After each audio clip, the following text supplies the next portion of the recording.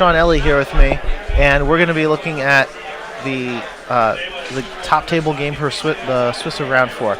So both of these players are probably going to make it into tomorrow because they should both be undefeated at this point. Oh, I think David already actually has it. So David is qualified for tomorrow. He's going to make it into the next game, and then Michael is probably in either way because he's going to be 3-1 or better. Okay, so Michael's taking some notes on stuff. I'm not sure how they're going to decide. Oh yeah, they're about to decide who's going to go first. Okay, so big dice boot. Okay, so seeing. Looks like Walsh went with the. What did he go with? Action. The first roll, action. Oh, okay. Or energy. Good. So let's roll all his dice through his boot there.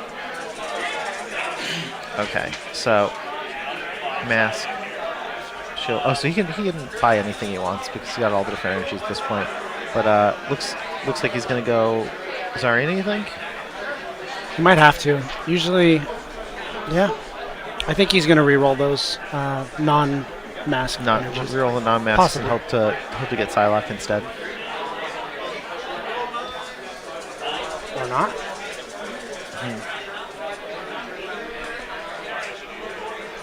Going with the Gabi start, huh? Okay. Yeah, Gabi's just a big enough body, even if he doesn't pursue a sidekick route.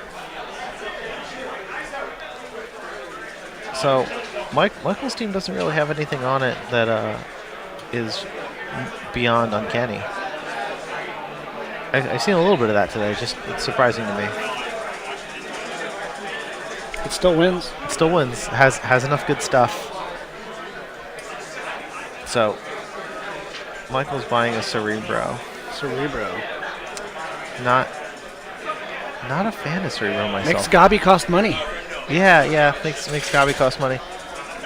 I'm surprised if people are going to pursue a Cerebro strategy, they're not going to try and use Red Dragon or Thousand Dragon to get the discount.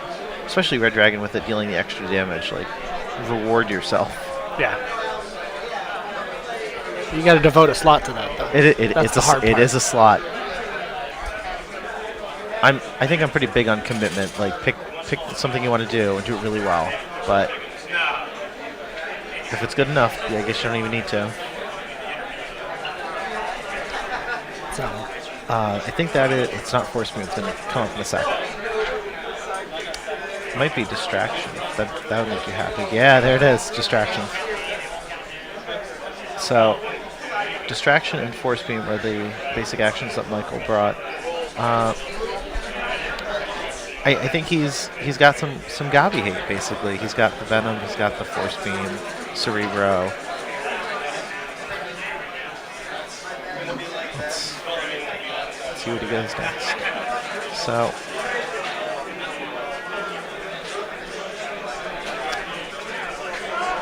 and he's another one that didn't bring Professor X, huh? another person not bringing Professor X. But he can use David's, so yeah. I think it goes back to if you've got enough low-cost options, you can get away with it pretty easily. I was saying before when you were playing that the linchpin is really not just, oh, you have it or you don't. It's your opponent doesn't have it, and then they're going to prismatic spray you. It's like now they have it, but you don't. And that's got to roll the prismatic spray. Gotta roll the prismatic spray. It's like weird to think about the economics that you're going to spend 4 energy on the action, and like how many energy you're going to stop them from getting. At basically one usage, you've recovered your investment. Yeah.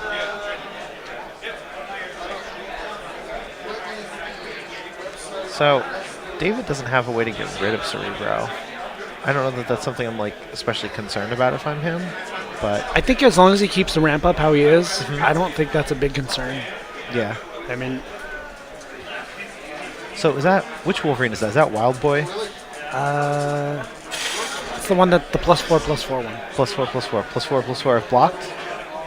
No, just +4/+4. Oh, okay. When attacking alone. Oh, when attacking alone. Okay. Yeah, I've seen some of him floating around today. It's been a little bit surprising to me. That's kind of looking to be the replacement or an alternative to the Spider-Man Spider Bomb sort of thing, okay. or the He only Iceman. Yeah, he only gets. Oh, but no, but It can hit for 10. Okay, sure, it can hit for 10, but you can't double it. You can't double it, but with Relentless, it's 10 if you've only got that little guy there. Okay. And that looks to be what's going to happen. Although there's a distraction, but he's empty-handed, so Yeah, you this can't, could be a painful turn. can't go to nothing else. Oh. Sean's no. Oh, Sean is getting called away that he needs to go Dice play Masters. different. Oh, okay. Sean has to go play in his rainbow draft that he forgot about because I invited him to talk to us on stream for a little bit.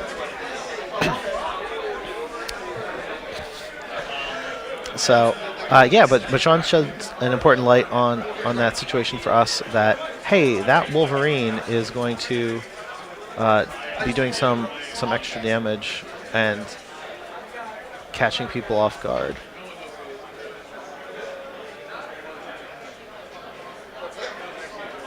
So I don't see that either player is keeping track of life here. That's a little disconcerting. Cerebro might be too late for Michael to make a big impact here. That his opponent's going to keep up the ramp, and so what if a character costs a little bit extra? Oh, I think the players are using paper and pencil off camera to keep track of life points.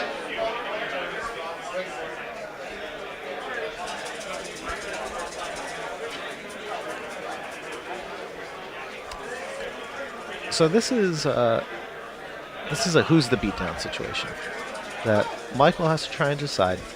Am I playing to make this game go long enough for me to win? Or am I playing this game to make it go short enough that I don't lose? I think that David is definitely the beatdown here, and Michael needs to figure out a way to elongate the games to make it in his favor. Between the Wolverine and the Green Goblin, it's just tough. One of the things that has really sparked that Wolverine's strength in my mind is that attacking alone is pretty easy now. It used to be difficult in the AVX only meta because you had the forced attack options, but Toad is relatively uncommon, and the same can be said about Mr. Fantastic and Phoenix right now.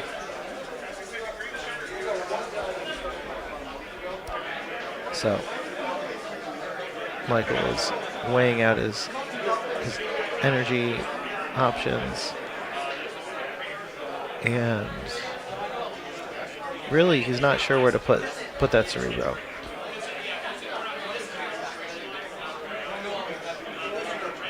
Okay, so David has used one instance of the Professor X Global. David checks that he has dice in his bag, and the answer is he has one. It is a sidekick.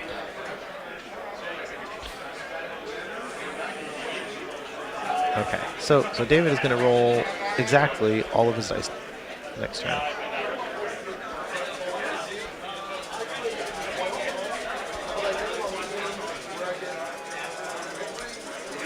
Eight dice in the boot. 8 dice under the boot, 8 dice leave.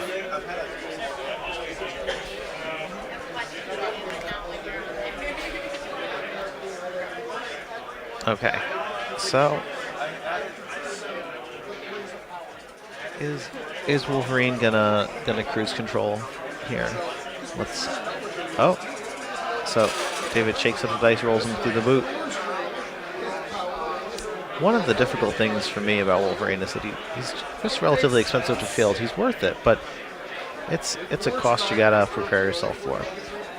Yeah, David's looking at his dice right now, thinking, how am I gonna pay for Wolverine? Gotta say that using the Wolverine as a replacement for Spider Bomb is really interesting, because you're gonna have to attack more than once, but it's gonna be lethal when you do it.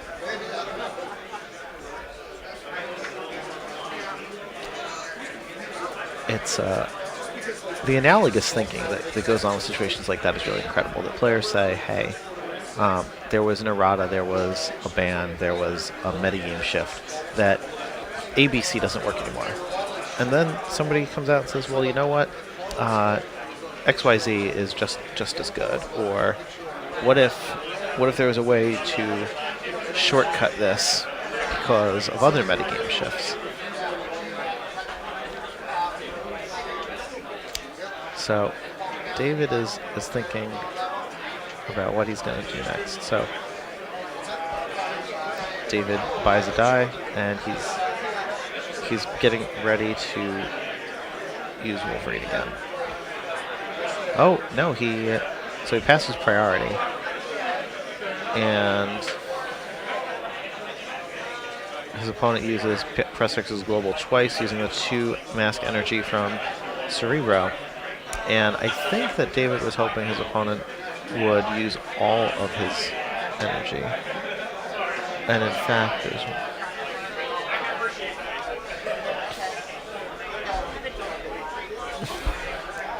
yeah, one sec. We're going to try and get life totals on the players. You asked him to keep track of life totals on the screen, like on the track. Okay, good seeing you, Josh. So we're going to...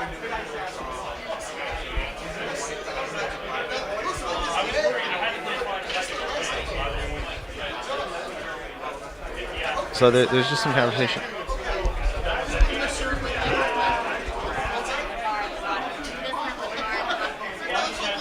But so we, yeah. Can Michael keep track of this so we can see what he's at least? So the player's using D20s, and from my perspective, I can't zoom in. We just asked Michael if he could kindly take note of his life using a coin along the life tracker. Okay, so this greatly changes things. Do we know which die is David? Can you see what number the white die has on it? So we have a spot checker. Oh, so David is still at 20. Okay, so knowing that, it's going to be a lot easier to track David's life from here.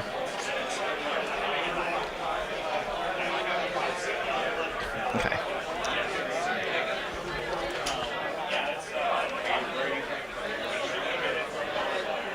Okay, so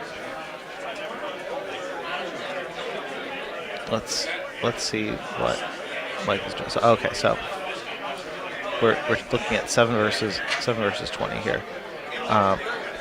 Yeah, Michael needs to start controlling this game to lock it down. Oh, so that's frustrating. He really needed that Storm. He needed Storm to come out and reroll Wolverine, and get some reroll Wolverine and reroll a sidekick. Get some damage really flowing here. Michael's visibly frustrated, and that's very understandable. He's gonna reroll because he's gotta. There's not no. Woof. That is rough. So Cerebro onto Gabi, because Gabi is David's inevitability here, that you're gonna field the sidekick, you're gonna field Gabi, and there's not gonna be an opportunity for Michael to have a meaningful response. Michael's not playing characters that like Slifer or actions like Magic Missile that allow him to have the global access to KO things during his opponent's turn. But he's got a lot of other tricks, so I think Michael's gonna go. Yep, so Fields is Black Widow, and neatly separates his dice for us to see them quite easily.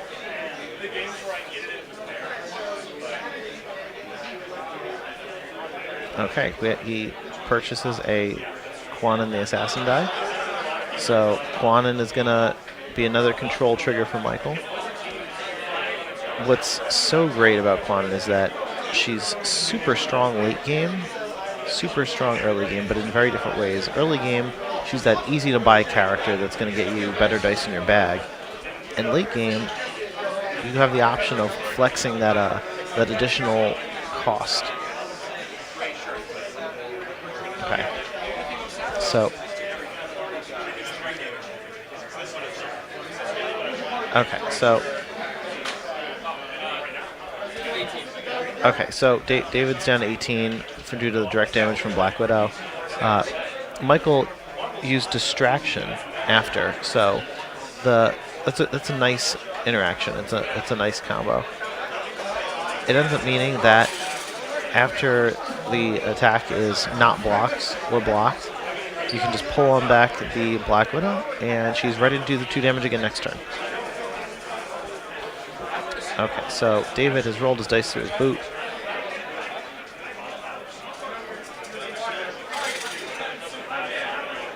Okay, so he's got Gabi, but he doesn't have any additional sidekicks to field. A little bit disappointing for him, but really not a game breaker.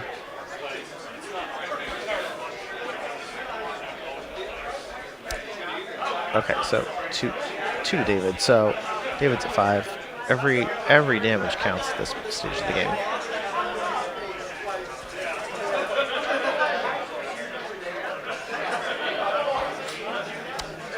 So David's thinking about this pretty carefully. When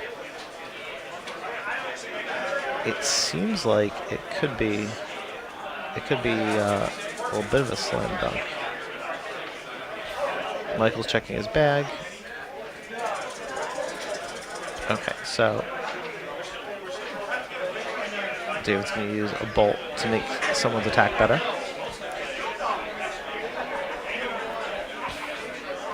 So this is where being good at timing is important.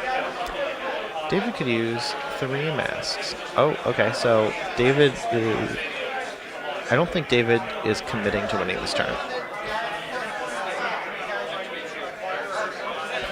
Okay, so no, David just bought another die.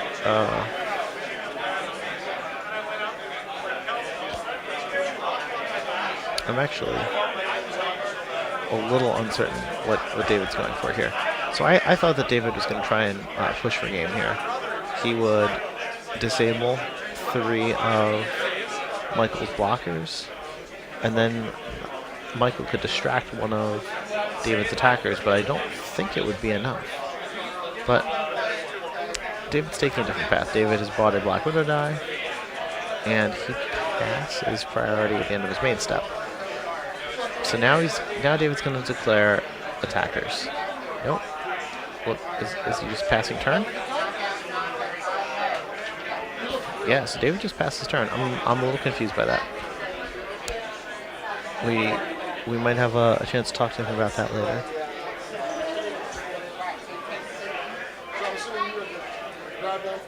Okay.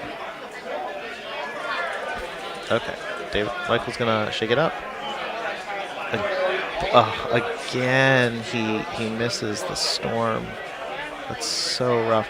So, and in Michael's position, you wanna make sure you have the ability to field all your characters, but you also are trying to angle to make sure you get another mask energy for Quan and the Assassin's effect. Because you want to be able to do things in sequence here. You want to be able to come in with Wind Rider and reroll 2 characters, and if you miss getting one of those whichever character mattered more, you could follow up with Quantum. But Michael missed the second mask.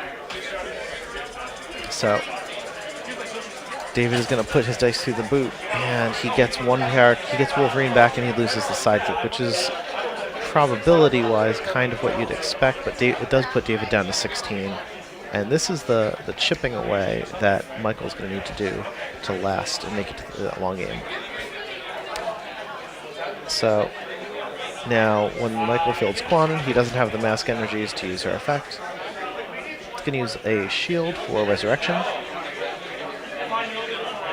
And let's see what the attack plan here is tough, because you want your characters knocked out and you want to refield them, because that's where the damage is going to come from.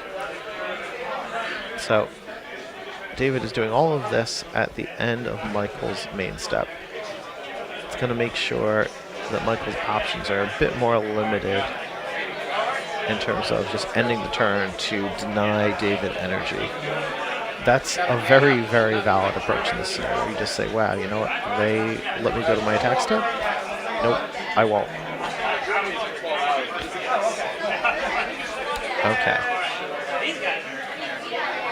Okay, so David just took 3 damage from Quanon as an attacker, putting him down to 13. I think that was not the attack that I would have expected from Michael, but it demonstrates what Michael's plan is. Michael's plan is to get Quanon back into the bag and to make sure that he's pinging away David in the process. Having a quality die back in the bag is just good. If David is going to attack, Michael's going to want to use Storm as a blocker, and this is going to force David to use Relentless on her for a number of reasons. Getting the damage through is critical, but so is not allowing the opportunity to reroll Storm, who will in turn reroll 2 of David's characters.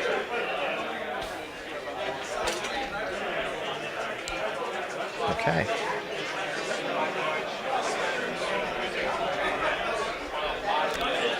If you're watching this, one of the big takeaways is that when players decide what dice they don't want to re-roll, they're picking masks. Masks are really, really big. Question marks and masks are almost in the same category. It's really, really crazy. Okay, so yeah, Michael concedes to David because he can make it so none of Michael's characters can block, and Michael is unable to distract a sufficiently large number of blockers. I just got a thumbs up from some other spectators here. They're having a good time with the stream. We appreciate it. So as soon as David gets his stuff cleaned up, I'm going to try and get him over here to talk to us for a minute. I'm going to talk to David for a little bit, and then we're done. Under 10 minutes.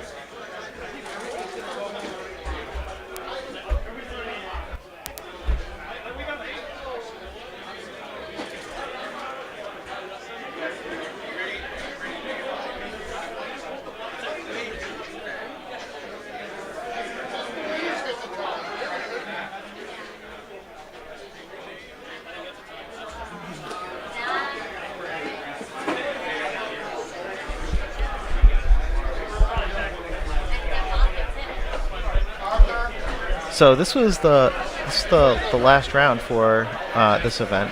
David's gonna come talk to us for a little bit, and I'm gonna pick his brain on what he is expecting for tomorrow, because this is kind of the end of today's show for the most part. I'm really curious to see what people come back with, more than anything else, because all of your best players have practiced really hard. They worked really hard, and they came and learned from one another as far as what the predominant strategies are going to be. Oh, thank you. I just got handed some water, and that's fantastic. So these players come, they learn what is best, they learn from each other, and then the players who are not quite as good, not as prepared, as polished, they come in and they're good enough to know exactly what the top strategies from today were. This is what I missed out on, this is what's emerging, and they're going to pivot and adjust tonight. And I'm sure the nearby hotels will have many dice rolling in them for the remainder of the evening as people try and determine what it is they should be doing for tomorrow. People are going to be trying to think a few steps ahead. And so David's joining us now. So David, I'm curious what your thoughts are on this. I've been watching a lot of games today, and I think there's a lot of players who put in a lot of practice and a lot of effort, but there are other people who are a little bit behind the curve. I think those players are still good enough that they're going to learn a lot and come back with a renewed desire and a renewed ability to win tomorrow. Absolutely. Okay, so what do you think are some of the shifts the group is going to experience as a result of that? Overall, I think we'll see decks with a much more consistent and obvious plan. Okay. I think that it's going to hone people in on what they need to do, and, Eye of the Tiger, always go for the kill, always pay attention to lethal. I think that was one of the biggest takeaways from a lot of the people I played today. One of the reasons that I was able to make it through the whole day undefeated was constantly focusing on just that. Yeah. Always watching how much life, right? Little bit of team build changes, I think, will occur. Okay. I think some people, I definitely think a lot of people saw the power of Blue Eyes in conjunction with Professor X Global.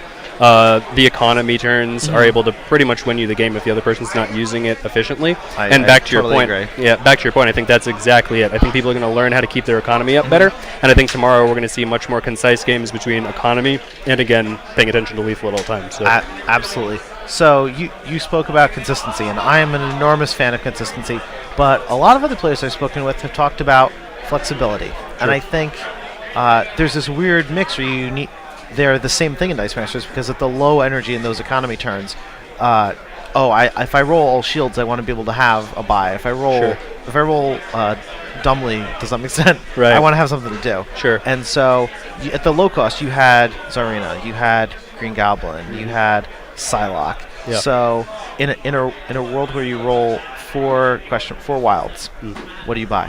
What's that turn like? At that point, I still probably would re-roll a dice. I really want to get a sidekick out there because I want to definitely take advantage of Blue Eyes. And then I'm probably going to Blue Eyes, pick up a Gobby, and then be able to still keep my Professor X ramp up. Yeah. That way, you're not only promoting your economy, you're also keeping up again with your plan and trying to move towards lethal at all points in time.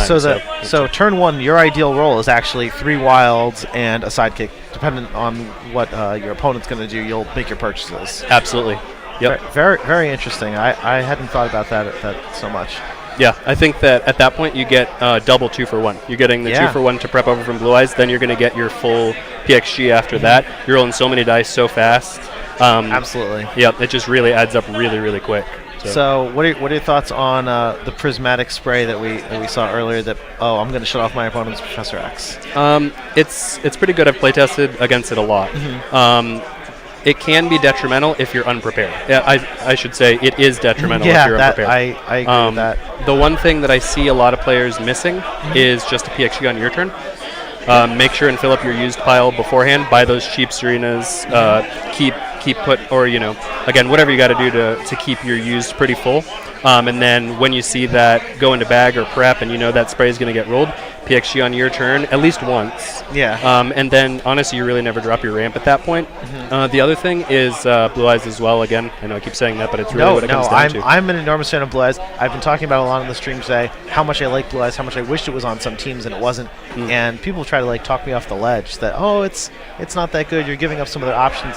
You're definitely giving up a space, but I think it's a really, really critical space, and I think it develops a skill gap that it's not just we both sit there with this global. It's I'm going to sit here with this, and maybe you don't know what to do with it. Right, exactly. Between that and PXG, and especially the later game economy turns, that adds up so much. Yeah. I mean, that was paramount. That skill gap advantage is gonna vanish, but we're gonna see it again in some other card in the next set, or the set after that. Yep. I think Green Goblin with Blue Eyes is particularly crazy. Absolutely. Yep. The same could even be said of the Wind Rider Storm. Sure. But is there some less obvious character that you're going to want to use it with? That's a pretty good question. Honestly, not specifically. Those are the two that really benefit, obviously, with distraction teams. People are wanting to block them out, pull them back. You saw that game. I had a 5-5 Gabi sitting there that I Yeah. didn't actually blue eyes when I could have. Right. I just feel that's Just too much pressure and Too big of a body. Yeah. exactly. I don't want to knock him out at that point. And you're not getting the 2-for-1 because I paid 2 to field him. Yeah. I mean the Cerebro really added to Cerebro, make that. yeah. But still, even if I'd paid 1 to field him, you're really wanting to pay none if you're going to knock him out because that's how you keep it a 2-for-1 and it adds up, right? Yeah, besides that, I don't have anything. If I'm not knocking out my Gabi, I pretty much knock out a sidekick, is the way that I look at it. That makes sense. Unless there are turns. The weapon 10 could have been considered a misplay because he had distraction. Normally I do abandon weapon 10 when I see distraction on the other side, just really rein in on Serena Gabi. Yeah. But in that game, I felt like the lack of exploitation of Blue Eyes as well as PXG in the beginning of the game showed me that there was going to be a turn where he was going to mask out, where he wasn't going to have any masks at all.